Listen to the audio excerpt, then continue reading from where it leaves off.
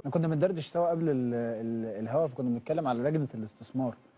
كنا طرحنا الموضوع ده امبارح، فانت بتقولي لجنه الاستثمار كمان دفعت ارقام. دفعت ارقام، وده بيخليك تلف في نفس الحته يا ابراهيم. الارض بتاعت نادي الزمالك.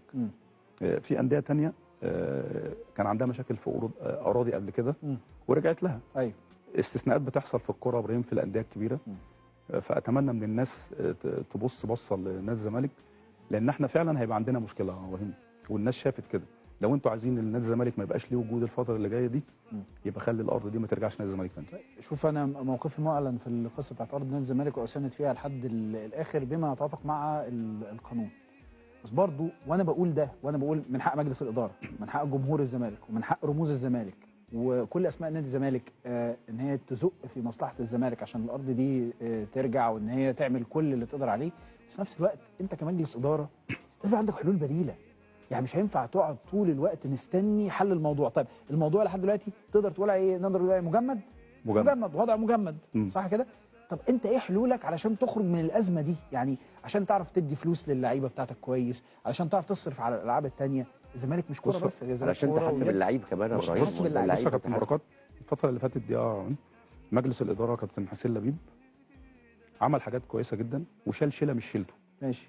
يعني لما كابتن حسين لبيب جه نادي الزمالك بعد الانتخابات دفعوا ارقام يا ابراهيم مرعبه، انا ما لهمش علاقه بيها. ماشي، انا مش بنفي عنهم ان هم ما عملوش ده، بس انا بتكلم انه هل عنده امكانيه انه يصنع فرص ثانيه للزمالك، يوجد حلول ثانيه؟ ما هو اظن ان ده امر دلوقتي اصبح. بص يا ابراهيم، هم كانوا حاطين امل كبيره جدا مع لجنه الاستثمار على الارض دي. على الارض. وكل تركيزهم كان مبني على الارض دي. وابتدوا يجيبوا ناس وعملوا عقود بارقام كبيره جدا، وكانت الدنيا ماشيه كويس، خلاص ما فيش مشاكل. فجاه الارض دي مش موجوده. فالناس دي جالهم يعني احباط ولا، وفي وقت قصير يا ابراهيم، وكانت الدنيا بجد كانت ابتدت تمشي. صحيح. طيب اخد منك تعقيب اخير على الماتش.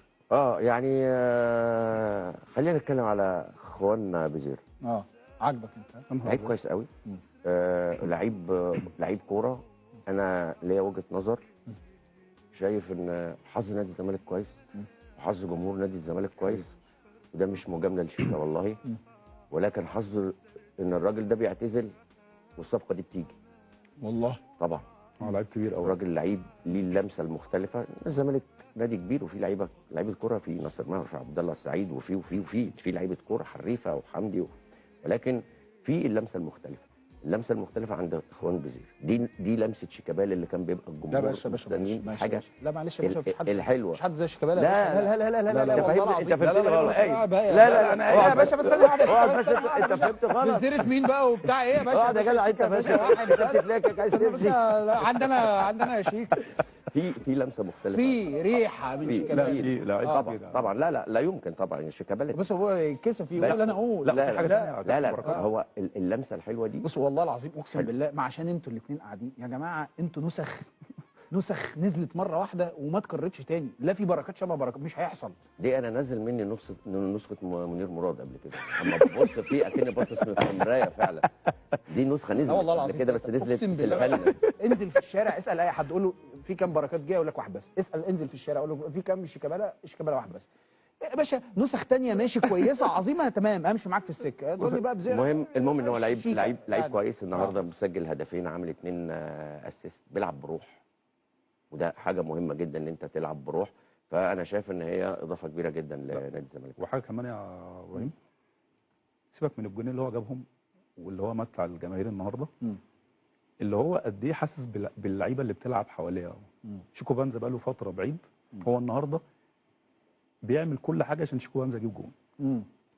فده يحسس لك الواحد عنده مسؤوليه. حضنه لسيف الجزيري لما جاب الجون. طبعا. طب واحد عنده مسؤوليه، وفعلا واحد هو ملمس مع جمهور الزمالك. طبعا بين الشوطين لما جمهور الزمالك بيناديه ملمس راح دايس التيشيرت ابراهيم. ده واحد يعني تحس ان هو متربي معاك يعني. وبعدين بيثبت لك ابراهيم الكوره ولا بالجسم ولا بالطول، الكوره بتلعب بالعقل.